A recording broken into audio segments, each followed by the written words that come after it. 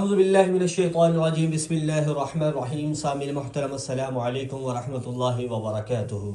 امید کرتا ہوں کہ آپ ایمان اور صحت کی بہترین حالت میں ہوں گے۔ اللہ تعالیٰ میری اور آپ کی بلکہ پوری امت مسلمہ کی حفاظت فرمائے۔ اللہ تعالیٰ ہمیں شیاطین کے شر سے، ظالمین کے ظلم سے اللہ محفوظ رکھے، اللہ نظر بد سے محفوظ رکھے۔ اللہ اپنے دین پہ چلنے والا بنائے، اپنے احکامات کی پاسداری کرنے والا، رسول اللہ صلی اللہ علیہ وسلم کی سنتوں پہ عمل کرنے والا بنائے۔ سامعین محترم، میں ہر ویڈیو میں اتنی دعائیں اس لیے کرتا ہوں، ہو سکتا ہے کوئی قبولیت کی گھڑی ہو، آپ کا اٹھایا ہوا ہاتھ میرا اٹھائے، میرے زبان سے نکلا ہوا جملہ اللہ کے ذات کو پسند آ جائے، اللہ اس ایک جملے کی بدولت میرے لیے بخشش کے سامان پیدا کر دے، میرے لیے مغفرت کے سامان پیدا کر لے، میرے لیے ہدایت کی فضائیں چلا دے، اللہ پوری امت کے لیے ہدایت کی فضائیں چلائے۔ سامعین محترم، جو سب سے بڑا زینت اور زیور ہے، ہدایت سے بڑا کوئی زیور نہیں ہے۔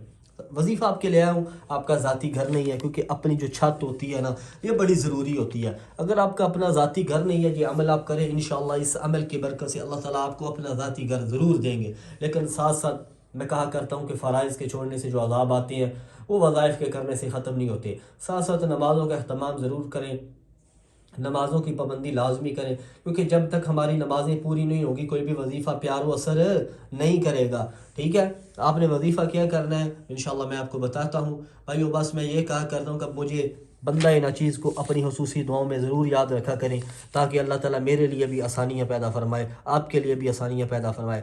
یہ عمل آپ نے فجر کی نماز کے بعد کرنا ہے، ٹھیک ہے جی، فجر کی نماز کے بعد کرنا ہے، شرط ہے، ٹھیک ہے جی۔ یہ عمل آپ نے فجر کی نماز کے بعد کرنا ہے، اور آپ نے اول میں درود شریف لازمی پڑھنا ہے۔ شروع میں درود لازمی ہے۔ طاق پڑھیں، 3 بار پڑھ لیں، 7 بار پڑھ لیں، 9 بار پڑھ لیں، ٹھیک ہے۔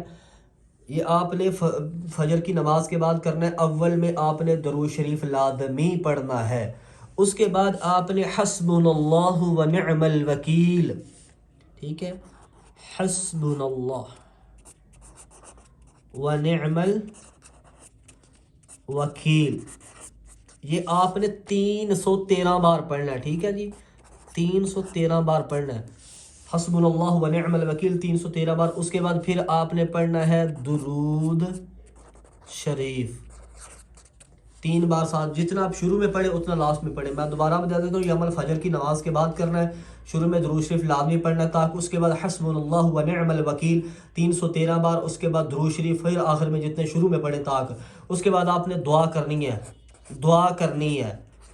اور یہ عمل آپ نے کتنے دن کرنا ہے میں آپ کو بتاتا ہوں، کیونکہ یار دعا جو ہے نا وہ بہت ضروری ہوتی ہے، دعاؤں سے تقدیریں بدل جاتی ہیں۔ جس عمل میں دعا شامل ہوتی ہے، اللہ تعالیٰ اس عمل کے اوپر قبولیت کی مہر لگا دیتی ہیں، ٹھیک ہے۔